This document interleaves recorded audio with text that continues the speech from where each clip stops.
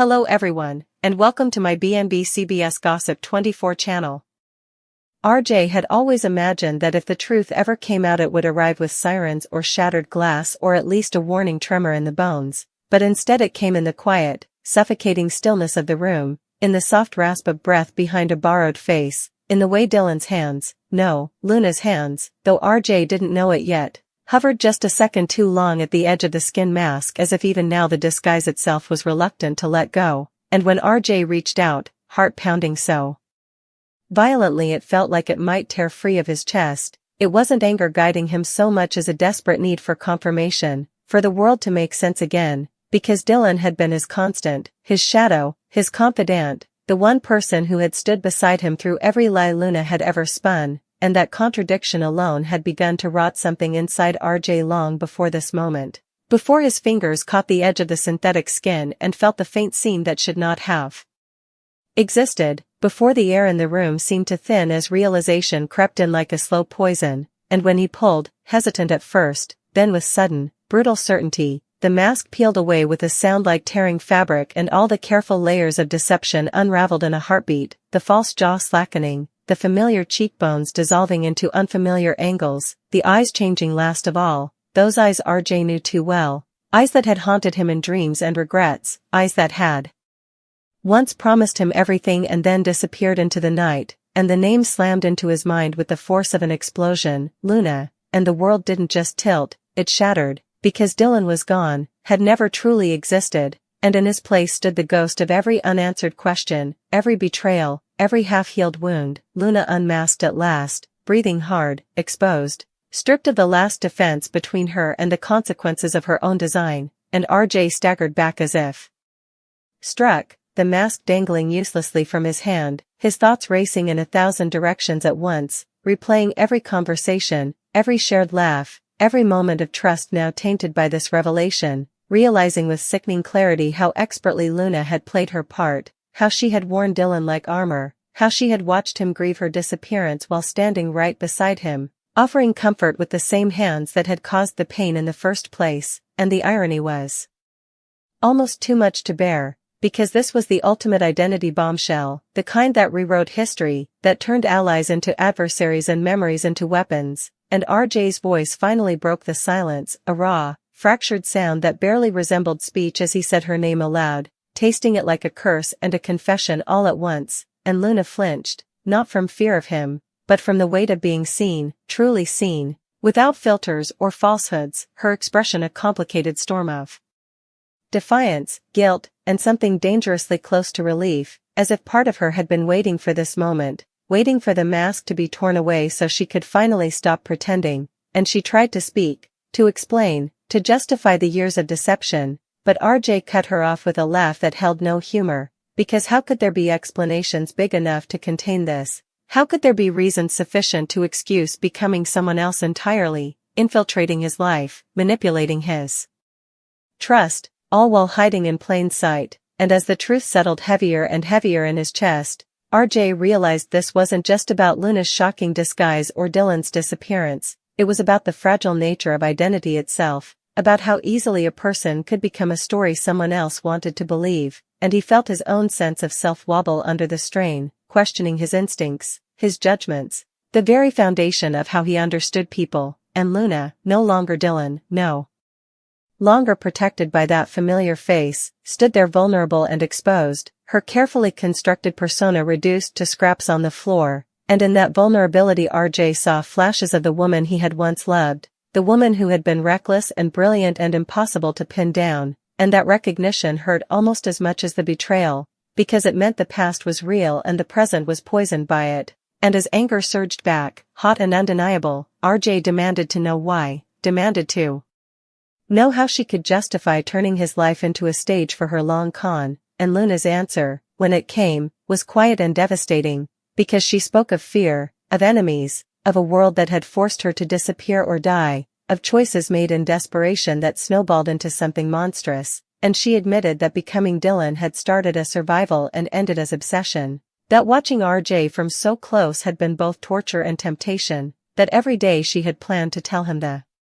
truth and every day she had found another reason to wait, and RJ listened despite himself, because part of him needed to understand even as another part recoiled, and the room felt charged with years of unspoken history crackling between them, and when he finally spoke again his words were heavy with finality, because trust, once broken at this scale, did not simply mend, and even if he could one day forgive her, he would never forget the moment Dylan's mask came off and Luna was exposed, never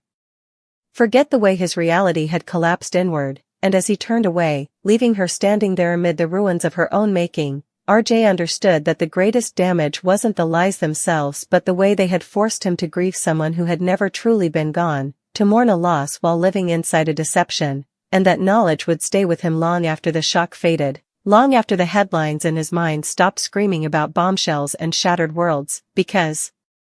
some revelations didn't just change what you knew, they changed who you were, and RJ would carry the echo of this moment, the ripping sound of the mask, the sight of Luna revealed, the instant his trust died, for the rest of his life, a scar carved not into flesh but into belief itself, proof that the most dangerous disguises were the ones worn closest to the heart.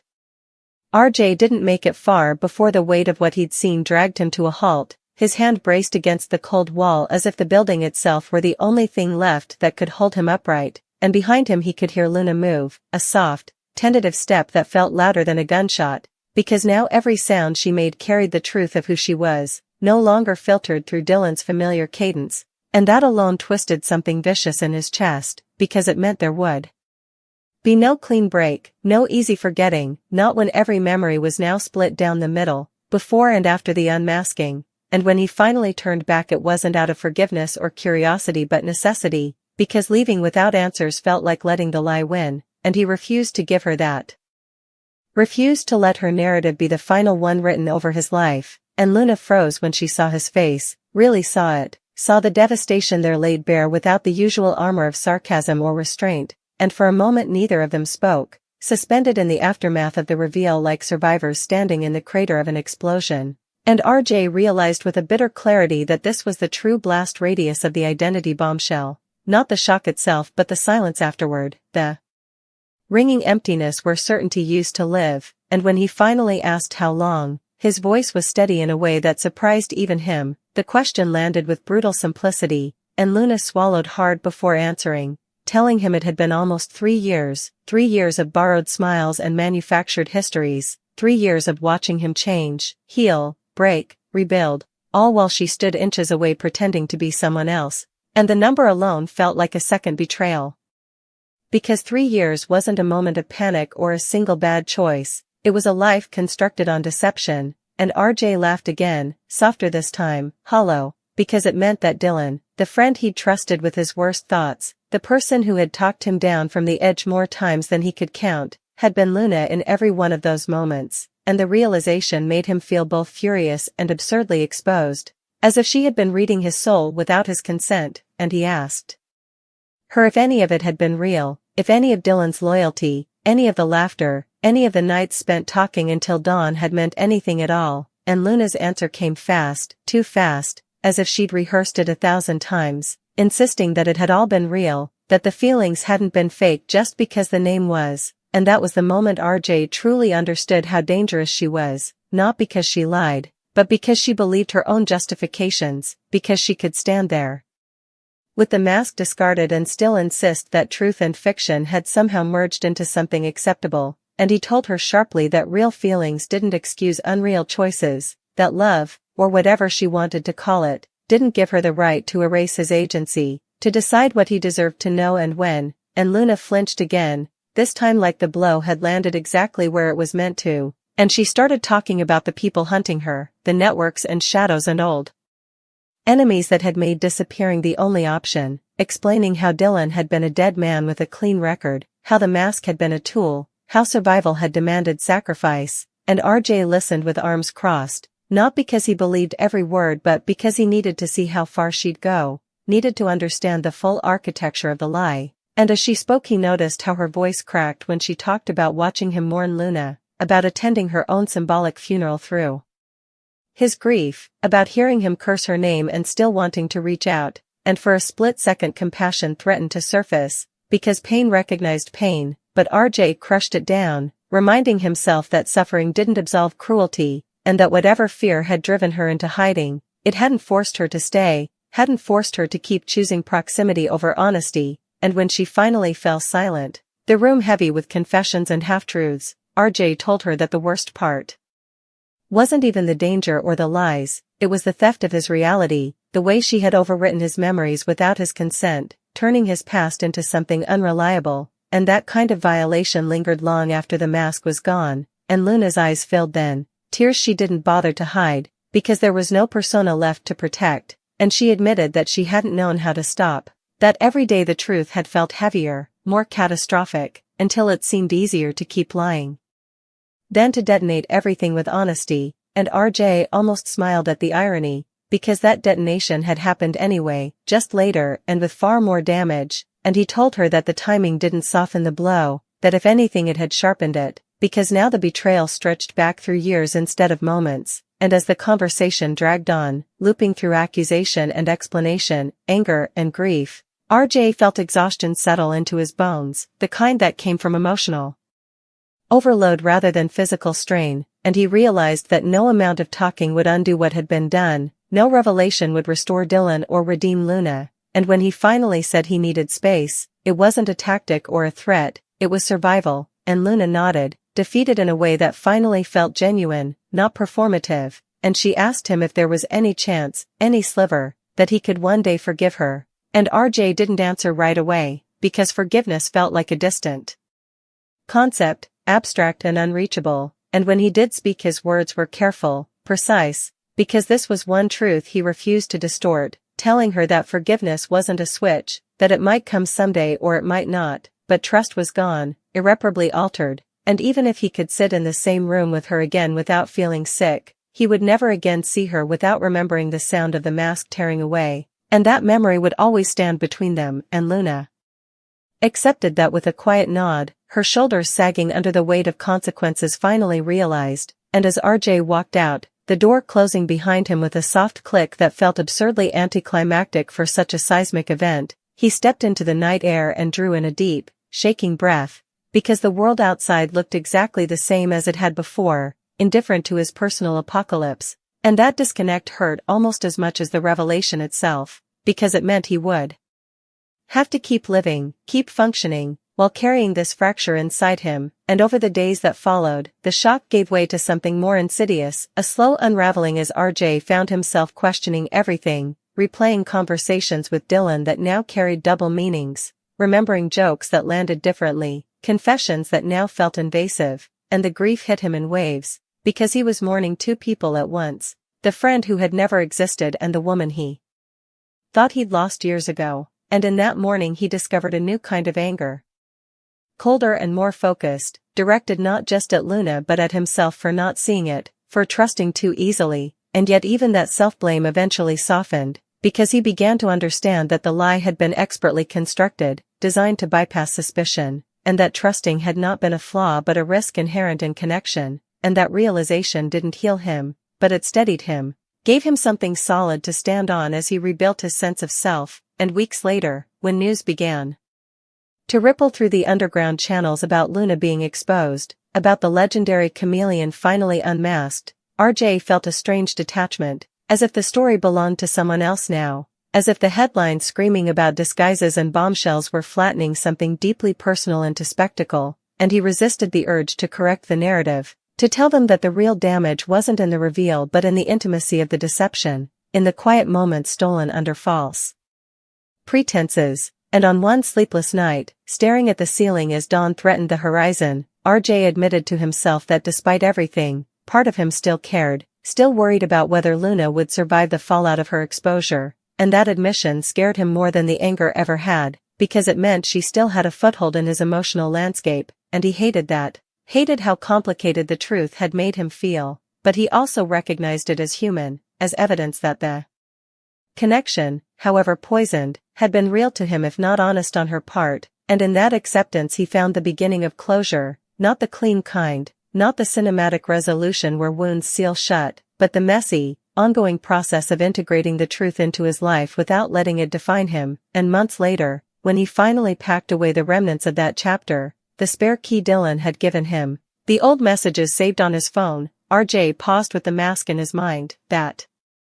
final image burned into him, and he understood that while Luna had shattered his world in that moment, she hadn't destroyed him, because identity, once fractured, could be reforged, and trust, though broken, could be rebuilt elsewhere, with others, on firmer ground. And as he stepped forward into whatever came next, RJ carried the lesson with him like a scar and a shield, knowing now that the most devastating revelations weren't the ones that came with explosions, but the ones that arrived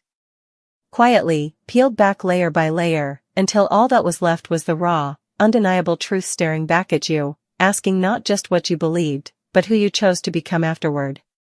Time did not smooth the edges the way people promised it would, it only rearranged them, shifting the sharpest parts to moments RJ never expected, like when he reached for his phone out of habit to text Dylan about something stupid and trivial and his thumb froze midair, or when he passed a reflection in a dark window and for a split second saw Luna's eyes staring back through his own face. And in those moments the unmasking replayed itself with brutal clarity, not as a single memory but as a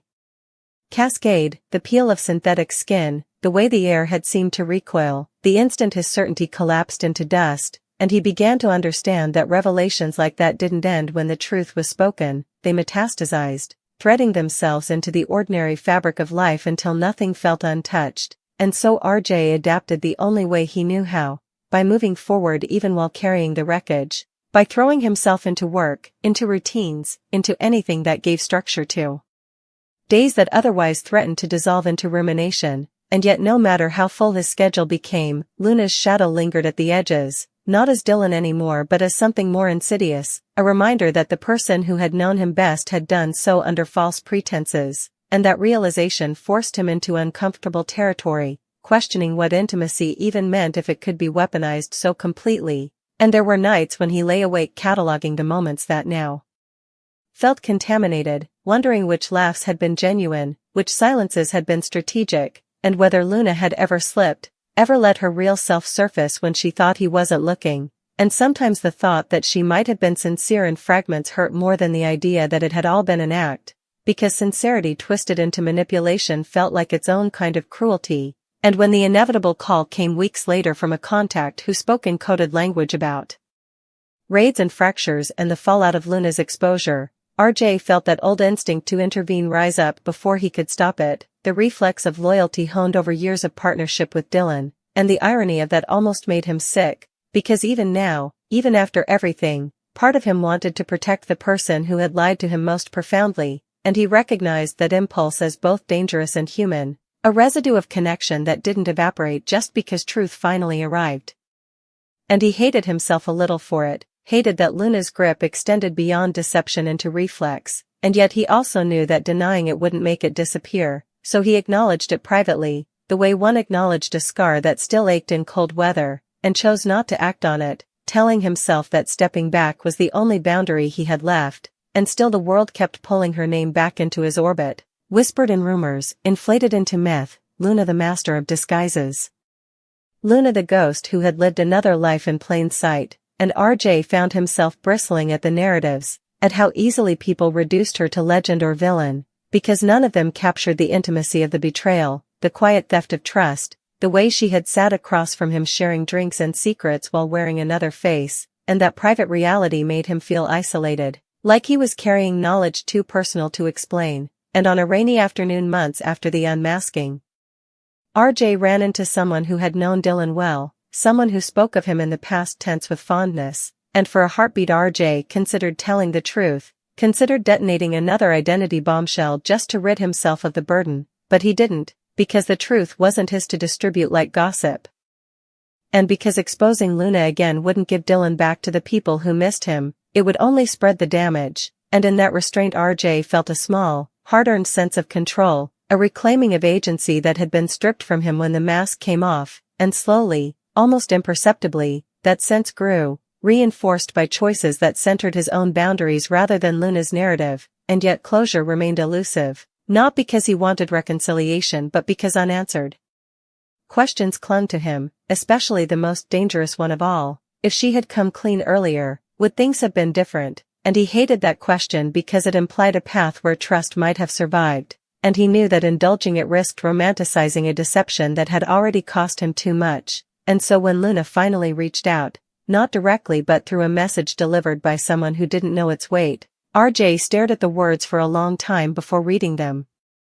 His pulse loud in his ears, because this was the moment he had both anticipated and dreaded, and the message itself was sparse, stripped of drama, an apology without excuses, an acknowledgement of harm without a request for absolution, and a simple statement that she would leave the city, the networks, the orbit they'd shared, if that was what he wanted, and the restraint in that offer unsettled him more than any plea would have, because it suggested growth, or at least awareness, and RJ wrestled with the urge to respond, to say something definitive that would draw a clean line under the chaos, but the truth was Messier, because he didn't know what he wanted from her beyond distance, and distance was something he could already enforce by silence, and after hours of deliberation he chose not to reply, not as punishment but as preservation, understanding that not every conversation needed to happen for healing to occur, and that sometimes the most honest response was none at all. And days later when word came that Luna had vanished.